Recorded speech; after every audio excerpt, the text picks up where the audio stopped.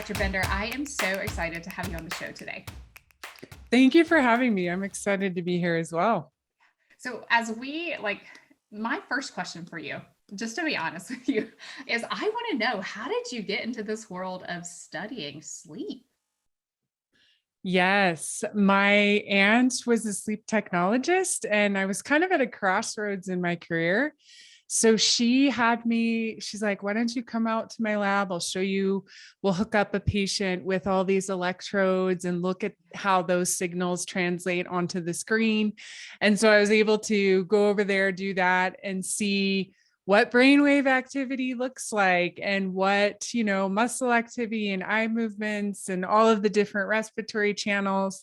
And I was pretty much hooked. So I came back to Spokane where I was, basically called up every sleep lab that I could, and then ended up volunteering and kind of getting into the sleep field that way, and started off as a sleep technologist at the Sleep and Performance Research Center, which like this lab was just starting, and there were these two amazing researchers, Dr. Van Dongen and Dr. Belenke. And so it was luck, almost, it was serendipitous that I was able to get started, and then kind of made my way working with athletes after my PhD. Did a postdoc at the University of Calgary, working with Canadian Olympic team athletes, and then have just kind of continued to work with elite athletes, professional athletes, adolescent athletes, who is your audience. Oh my gosh, that's so amazing that you just were like, I'm interested in this, and things kind of happened. And then you went back and got your PhD to really dive in and study this. So can you share a little bit about with us, what's the role of sleep, and like, how does that coincide with our bodies? I know that's a really broad question, but kind of give us a little bit of, why is it so important? Mm-hmm. I mean, we do see with poor sleep, like not enough sleep duration or poor quality sleep, we see, higher risk of diabetes, heart attacks, even Alzheimer's disease. So we know it is very important for our bodies and our brain. There's a lot going on during sleep. So a lot of hormones are being regulated during sleep. So we will see growth hormone, testosterone being released during sleep, which is important for, muscle repair if you're an athlete, or just tissues in general. We also see a relationship with appetite hormones. So when we are sleep deprived, we are more hungry. We have, less feeling of being full. So that can happen with sleep restrictions. So a lot of appetite hormones are being regulated during sleep. And then overall, like if we talk about our brain itself, sleep is like a dishwasher. So it's kind of the lymphatic system. The neurons actually shrink in order for cerebrospinal fluid to flow through and wash out some of those toxins. So that's another kind of interesting relationship that we see in sleep as well.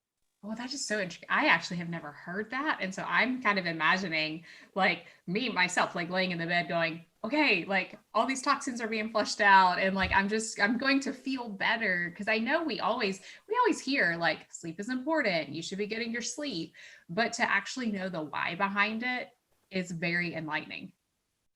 Yes, it's so true. I mean, we all know sleep is important, but it's the why behind it. And actually, can we change our behavior to prioritize sleep, which I think is really the challenging part, because there's just so many things competing. Yeah. And kind of speaking of that, our audience there are a lot of parents of high school athletes and even just college students in general. And I'm thinking, like how much sleep, because we talk about it's really important, but for our teenagers and even, our college students, how much sleep do they need? And does that change because they're an athlete? Good You know? question. As we age, we don't require as much sleep. So if we're talking about a teenager, we're looking at between 8 and 10 hours of sleep per night. But once you hit, once you're an adult, 18, and it's not like a magic cutoff, but the recommendation then changed to more like 7 to 9 hours. even as you progress into, being a senior and, 60 and up is usually 7 to 8 hours. So as we age, we need a little bit less sleep.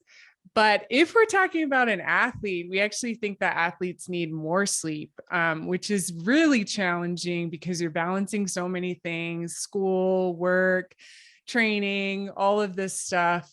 So it can get pretty challenging. But the research shows, in some of these sleep extension studies. So, for example, there was a study in Stanford college basketball players where they told the athletes to be in bed for 10 hours. And initially they were only getting like a little bit less than 7. And once they were in bed for a longer period of time, they were up to about 8.7 hours that they were actually getting of sleep. And they found that with that, they had quicker reaction time, they had better free throw percentage, better 3-point percentage, their mood improved, their sprint times were faster, so it was almost as like these athletes needed more sleep. And once they got that more sleep, they were actually performing better. And I can almost imagine going back to what you kind of started with and saying how our body is repairing itself while we're sleeping, how we're flushing out those toxins, our hormone levels are becoming regulated, then that in turn actually helps us perform better the next day. Absolutely. Yes. Yes. I think that is a very good explanation of how that could be working and how these athletes could be performing better. And so athletes, like, so say we have a student who, I mean, their schedules are just crazy in general, but say that they're teetering on that point of like, they're currently getting 7 hours. And we'll give an age range to this because I know this is probably like a tricky question here, but say that they're a high school senior and they're only getting 7 hours right now. If they increase that to 9, what kind of effect would that have on their bodies? I know it's fascinating. I mean, well, I'm a former athlete myself too. So I played college basketball at Cal State San Bernardino, and you're absolutely right. It is very challenging to get that right amount of sleep. But I think if we look at the research as it relates to school start times, this is like a broad change. So in general, the later the school start time, the less accidents the adolescents have, the more sleep that they get, the less mood disorders, the better academic performance, so it is a good question. I feel like a lot of things would improve in this individual if they could be getting more than the 7 hours. Yeah. Oh, it's because then I also think about, okay, the students that I work with, both at the high school level and the college level, we consistently have this conversation of video game play, social media, and, calling it their downtime because they've completed the whole day. And now they have about an hour left before they're going to bed. And they spend it either, on social media or playing video games or just watching TV. Like, how does that impact, them then wanting to go to sleep? Oh, I know. Well, number one, you have to worry about the blue light exposure. So our circadian system that regulates our clock, our internal clock, is most sensitive to blue light. And so blue light is a certain frequency coming from those electronic devices. So number one, that's a concern because the blue light from the screens are going to then decrease our melatonin, that sleepiness hormone, and potentially delay sleep because of that biological process. But again, it's not just about the blue light. It's also about the content. Is the content alerting? Are you playing a shooting video game, for example? And then the third thing is, it just naturally delays, we get sucked into Netflix and the replay and, it just kind of naturally then delays our bedtimes because we're immersed in this activity. So there's kind of 3 different factors that can play a role. So the best thing to do would be if sleep is important, which if your athletic career is important to you, setting a bedtime alarm about an hour before bed could then kind of create that signal. All right, I need to put away these electronic devices. I need to relax, get ready for bed, in order to help you prepare for sleep. Right. Oh, I love that you're just saying like prepare yourself for sleep, because I feel like, especially in athletes, they do all of this training. They're preparing all of the time for the next competition. So having that mindset of I'm going to prepare for sleep each day is so important. So you just kind of mentioned like setting a bedtime alarm, like having, is it really important to have a specific routine so that your body knows like, oh, I'm now kind of getting into sleep mode? Absolutely. That is a key strategy. Having a pre-sleep routine is going to make you have better, easily able to fall asleep quicker, plus improve that sleep quality, which matters. And so having a pre-sleep routine also when you're on the road, you're traveling a lot as an athlete as well. And when you sleep in a new environment, it can be a bit challenging. So if you have that familiarity of having this pre-sleep routine, which you could incorporate a warm bath or shower, which is going to help you fall asleep quicker. You could read a paper book. You could write a to-do list, which help offload thoughts from your mind. You could add in some stretching, do some relaxation techniques, such as breathing techniques. So the 4-7-8 breathing, breathe in for 4 seconds, hold your breath for 7, breathe out for 8, repeat that 4 times. You could add in the cognitive shuffle. So think of a word such as bedtime. Imagine all the objects you can, starting with B, like ball, baby, bus, banana, move on to the next letter. And so all of those things, I know that's a lot to digest. Wow. I'm just kind of thinking of like, you using the word bedtime and going, oh my gosh, can I even think of like enough words when I'm trying to go to sleep to like do a cognitive shuffle?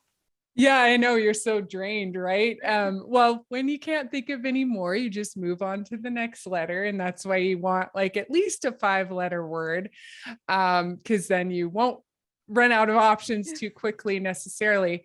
But absolutely, like I think having that pre-sleep routine, and it doesn't have to be the exact same thing over and over and over. You can vary it a little bit. Just incorporating some of those relaxing activities will help prepare your brain and your body for sleep. Oh, I absolutely love that, because I'm just kind of thinking too, because you mentioned that word about traveling and being on the road. And I know I personally do not sleep well, in a different environment, especially if it's like a hotel. And so being able to have some of those tangible things to start walking yourself through to say, okay, I'm ready to go to bed now. I have a really great video on my Instagram where I'm actually at a hotel. I was having issues sleeping. I went to the store, got a few supplies, including, earplugs, including black electrical tape that you want to tape those light sources. So people should definitely check out that video for optimization of sleep during travel. Oh, and we'll be sure to include that video in the show notes so everybody can go over to Okay, perfect. and like check that out, because I know I follow you on Instagram and I love seeing all the tips and tricks that you provide, and it's so inspiring to go, oh, what can I change about my own sleep routine? Mm-hmm. And so including one of those things is the impact of caffeine. I know this is a conversation we have all the time with athletes, and I'm even thinking like of our college students too. How does that impact our sleep? Yeah. I mean, it's different. It impacts sleep differently for different people. So there are slow metabolizers of caffeine. There are fast metabolizers of caffeine. That's kind of dependent on your genes. However, if we look at the research across the board, we see more difficulty falling asleep. We see less of the slow wave activity. So that deep, where growth hormone is being released, the deeper states of sleep, so overall, just it can impair sleep quality. And it's interesting because there was a study in adolescents that came out within the last couple of years where they gave the adolescents an energy drink at dinner time. And they asked them, do you think this impacted their sleep? And the majority of people said, no, it didn't really impact me.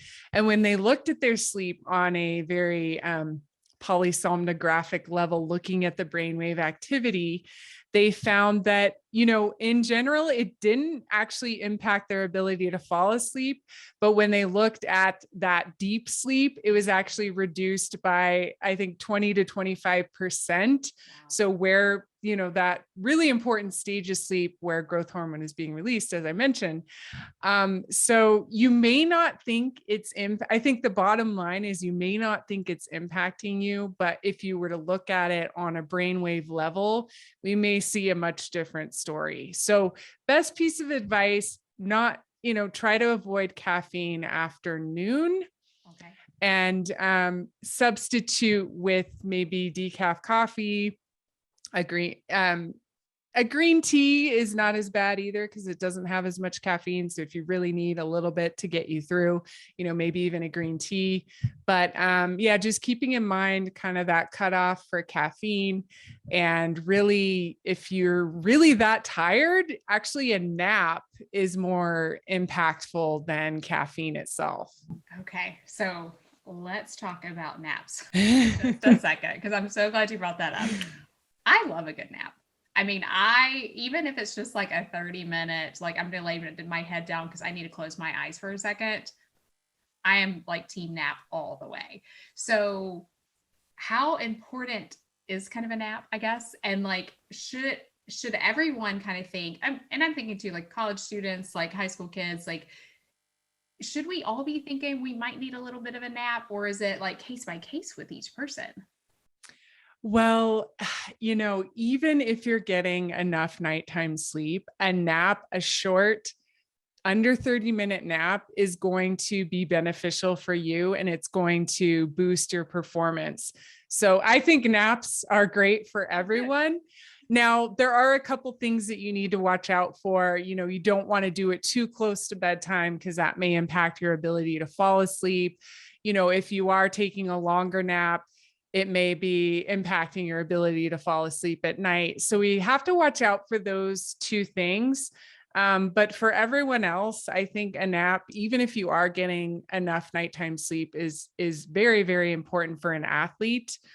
And what we find in the research is that not too many athletes are doing this. So you could really be taking advantage of this and actually schedule it into your daily routine by putting that nap as if it's like a training session, scheduling it into your routine. That's such a great point of saying, like, I'm going to schedule just a quick 25-minute nap as I'm preparing for like training or all that kind of stuff. Because then because if we're doing that nap, would we see an impact on performance with that? Oh, yes. There's some research out there showing the benefits of nap on performance, like reaction time specifically, on your mood, on your alertness, which then impacts performance. So yes, it has been shown to be very beneficial. Wow, that's so good. Okay, so Doctor, my brain is just like exploding right now of all of these like tidbits, because I think it's so helpful for these students when their goal is to play, sports at the next level as they're leaving high school. They truly could have an advantage if they use some of these strategies to increase their performance, their reaction time, and all of these kind of things. Absolutely. I mean, there's a slide I present where it has different professional athletes along the bottom, the amount of sleep that they're getting across a 24-hour day. And you see athletes like LeBron James, Roger Federer, Michelle Wie, like all of these athletes are, at least getting 10 hours of sleep per night. And so they're really prioritizing that. And I even work with some professional teams as well who are really waking up, no pun intended, to the fact that sleep can really benefit performance. Oh, that is so cool. And well, so Dr. Benner, the podcast is called Confessions from the Sidelines. And you mentioned that you were a collegiate athlete, and I know you've probably stood on the sidelines of multiple events with all the athletes that you worked with. But what is your favorite memory from standing on the sidelines? Well, during my senior year in high school. Now, so can I not be in the game Oh, I would love for you at to the be, yeah, time? yeah, not in the game, Okay. standing, yeah, standing on the sidelines, watching your current team play, or maybe watching some student athletes that you've helped along the way. But I can't be in the game itself. Oh, you could be in the game. That's Okay. yeah, Okay. go for Let's it.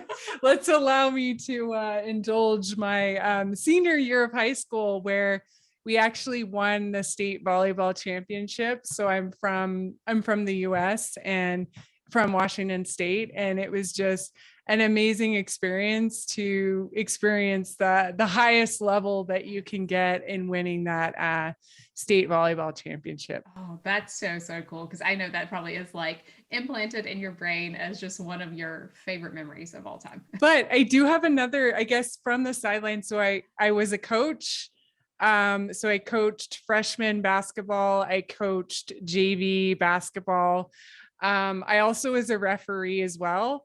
And so we did win state in basketball when I was the assistant coach. So I was the JV coach of St. George's basketball, a high school team, like a really small team in Washington. And yeah, that was really fun to have that experience and see how excited the players were and how it all kind of came together. That's so, so cool. Well, I appreciate you being here today and sharing all of this information, because I know like there are going to be student athletes and parents out there putting this into practice to really see some effective change in what they're doing currently. Yes, thanks for having me. I'm always happy to get the word out. Yeah. Well, so if anybody wants to connect with you, I know you mentioned you have an Instagram page, so we can make sure to include that. But is there any other way that they can contact you or connect with you?